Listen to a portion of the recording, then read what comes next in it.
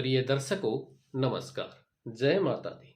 मैं आचार्य सहस्रांशु आप सभी प्रिय दर्शकों का स्वागत करता हूं हमारे चैनल वैदिक एस्ट्रो गुरुकुल में।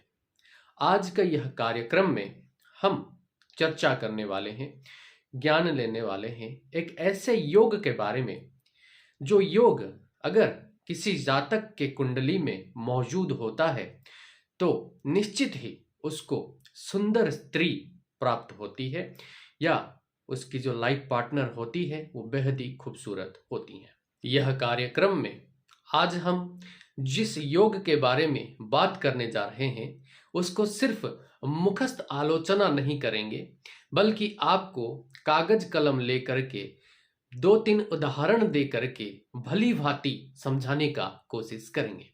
तो चलिए हमारे कागज कलम के सेटअप की ओर चलते हैं। तो प्रिय दर्शकों, आप देख सकते हैं यहाँ पर हमने एक खाली लग्न कुंडली लिया हुआ है और इसी से हम समझने वाले हैं कि कौन से ऐसे योग हैं जिससे सुंदर स्त्री प्राप्ति का योग बनता है।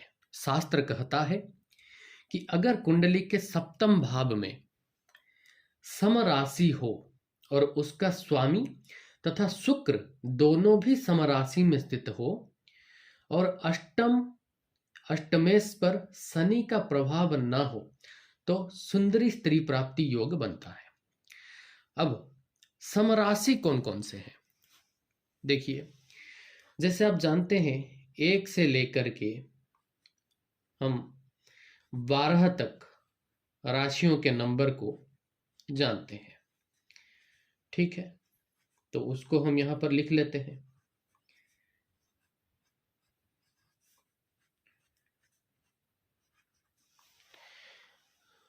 तो 2 जिसको हम राउंड अप कर रहे हैं वह है इवन नंबर्स यानी कि समराशि, ठीक है। तो 2 नंबर की राशि, 4 नंबर की राशि, 6 नंबर की राशि, 8 नंबर की राशि, 10 नंबर की राशि और 12 नंबर की राशि को समराशि कहा जाता है। अब ये राशि कौन कौन सी है? द्वितीय राशि यानी कि वृषभ राशि, चतुर्थ यानी कि कर्क राशि, षष्ठम यानी कि कन्या राशि, अष्टम यानी कि वृश्चिक राशि, दशम यानी कि मकर और द्वादश यानी कि मीन राशि होती है। अब इन राशि में से अगर कोई भी राशि मान लीजिए आपके सप्तम भाव में है, अच्छा, एक लग्न कुंडली में यह होता है प्रथम घर, ठीक है।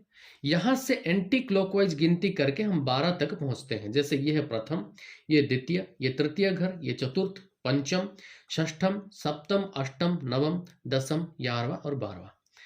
तो सप्तम घर में अगर मान लीजिए आपके सप्तम घर में अगर 2 लिखा हो या 4 लिखा हो, 6 लिखा हो, 8 लिखा हो, 10 लिखा हो या 12 लिखा हो तो आपके सप्तम स्थान में समराशि स्थित है। इसको आपको पहले जानना होगा। यानी कि सुंदर स्त्री या सुंदर लाइफ पार्टनर पाने के और भी योग हैं। निराश ना हो अगर आपके सप्तम स्थान में यह चीज लिखा नहीं है। उनमें से एक योग की आज हम जो है यहां पर वार्तालाप कर रहे हैं।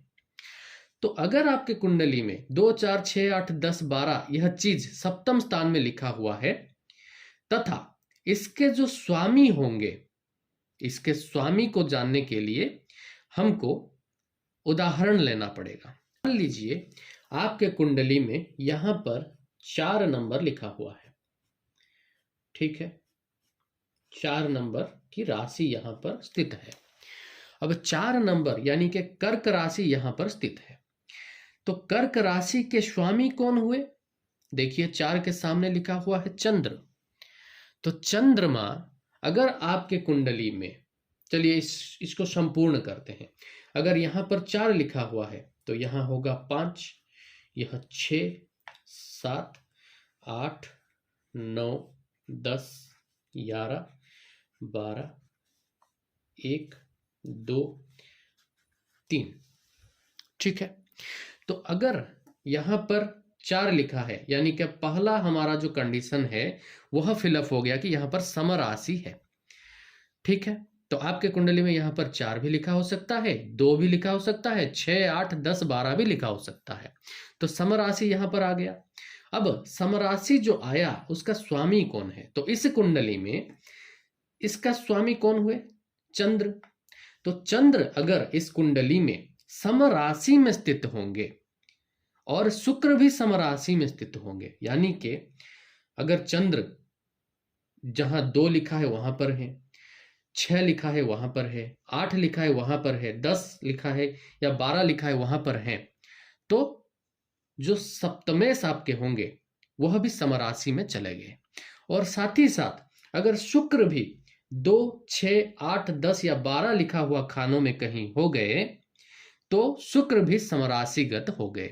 तो निश्चित ही ऐसे जातक को सुंदर स्त्री प्राप्त होती है अपने जीवन काल में। तो यहां पर यह जो हमने उदाहरण लिया, यह हमने लिया कि सप्तम स्थान में 4 नंबर लिखा हुआ है।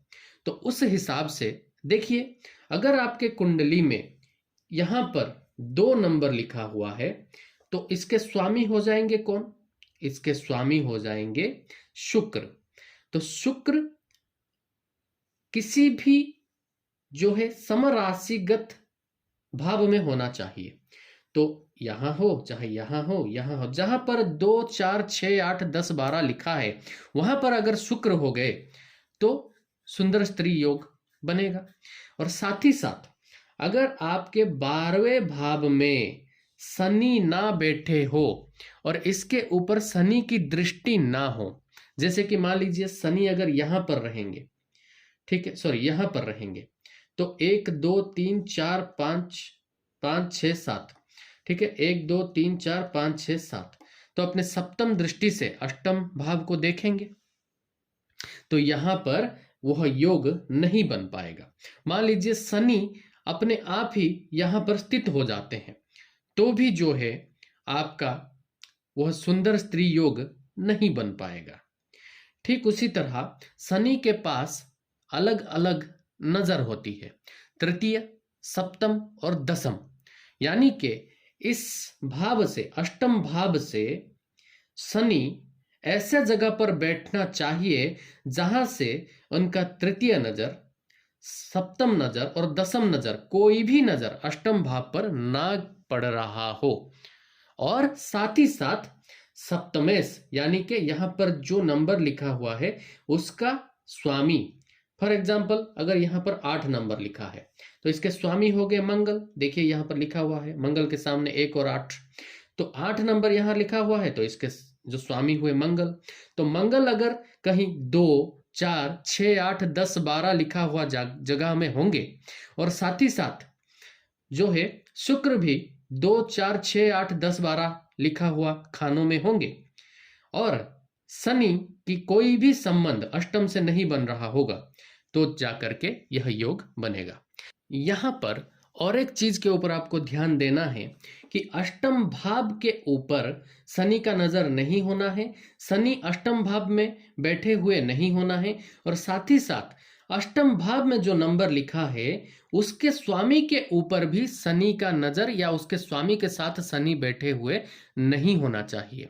यानी कि इस कुंडली में अगर हम देखें तो अष्टम में लिखा हुआ है 5, यानी कि हो गया सूर्य। तो सूर्य इस कुंडली में जहां कहीं भी बैठे होंगे उसके ऊपर शनि का ना नजर होना है ना ही उसके साथ में शनि बैठे हुए चाहिए। ठीक है, तो उस हिसाब से आप देखिए आपके कुंडली में अष्टम में कौन सा नंबर लिखा है, उसके स्वामी कौन है और उसके स्वामी के साथ शनि का कोई संबंध तो नहीं बन रहा है। अगर यह 3-4 चीज आप चेक कर लेते हैं और सब पॉजिटिव आ जाता है तो निश्चित ही आपको सुंदर स्त्री प्राप्त होती है। तो धन्यवाद इस कार्यक्रम में बने रहने के लिए। आपके साथ ऐसे ही नॉलेजेबल कार्यक्रम में फिर से मुलाकात होगा। तब तक के लिए ऐसे आध्यात्मिक बने रहिए, एस्ट्रोलॉजी में अपना रुचि बनाए रखिए, चैनल को हमारे सब्सक्राइब जरूर करिए। आप सभी को नए साल की हार्दिक शुभकामनाएं। नमस्कार, जय माता दी।